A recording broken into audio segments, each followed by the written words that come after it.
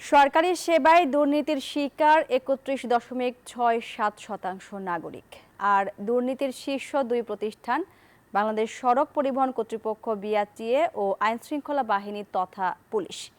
বৃহস্পতিবার বাংলাদেশ পরিসংখ্যান bureau BBS এর সিটিজেন পারসেপশন সার্ভে বা নাগরিক উপলব্ধি জরিপে তুলে ধরা হয়েছে এসব তথ্য। এছাড়া জরিপে বলা হয়েছে সন্ধ্যার পর চলাফেরায় প্রায় ৮৫% মানুষ নিরাপদ বোধ করলেও দেশের রাজনৈতিক ব্যবস্থা নিয়ে মতামত প্রকাশ করতে পারেন মাত্র ২৭% নাগরিক।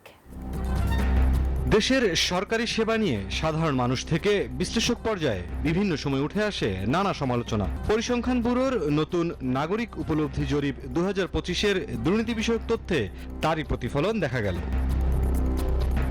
বৃহস্পতিবার বিবিএস এর প্রকাশিত জরিপে বলা হয়েছে সরকারি সেবায় ঘুষ বা দুর্নীতির শিকার ৩১.৬৭% নাগরিক। পুরুষদের ক্ষেত্রে এই হার ৩৮.৬২ এবং নারীদের ক্ষেত্রে ২২.৭১%। দুর্নীতিগ্রস্ত প্রতিষ্ঠানের তালিকায় শীর্ষে রয়েছে বিআরটিএ, আইনশৃঙ্খলা বাহিনী, পাসপোর্ট অফিস এবং ভূমি অফিস।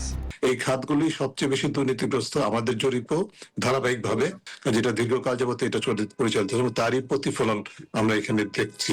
সার্বিকভাবে দুর্নীতির যে ব্যাপকতা, গভীরতা, সেটা এক অর্থে এই জরিপেও প্রমাণিত হয়েছে। এছাড়া সন্ধ্যার পর নিজ এলাকার আশেপাশে একা চলাফেরা করতে নিরাপদ বোধ করেন ৮৪.৮১% সাধারণ মানুষ। এক্ষেত্রে গ্রামের তুলনায় শহরের নাগরিকদের মধ্যে নিরাপত্তা বোধ কম দেখা গেছে। অপরদিকে সন্ধ্যার পর নিজ বাড়িতে নাগরিকদের নিরাপত্তা বোধের হার ৯২.৫৪%। রাজনৈতিক প্রভাব বিষয়ের ক্ষেত্রে ২৭.২৪% নাগরিক মনে করেন তারা দেশের রাজনৈতিক ব্যবস্থায় সরকারের কর্মকাণ্ড সম্পর্কে মতামত প্রকাশ করতে পারেন। আর প্রায় ২২% মনে করেন তারা দেশের রাজনৈতিক ব্যবস্থায় রাজনীতিতে প্রভাব বিস্তার করতে পারেন। ২২% মানুষ যদি, বাংলাদেশের মানুষ যদি মনে করে তারা রাজনৈতিক ক্ষেত্রে প্রভাব সৃষ্টি করতে পারে, তাহলে কিন্তু এটা একটা ইতিবাচক ফল হিসেবে দেখতে হবে। জরিপ অনুযায়ী গত এক বছরে দেশের ১৯.৩১% জনগণ কোনো না কোনো ধরনের বৈষম্য বা হয়রানির শিকার হয়েছেন। মুরসালিন হক জুনায়েদ, নিউজ 24, ঢাকা। বান্ডেল থাকলে প্রতি সেনমানিতে টাকা বাঁচবে। বিকাশ সেনমানি বান্ডেল কিনে জিতুন প্রতি লেনদেনে।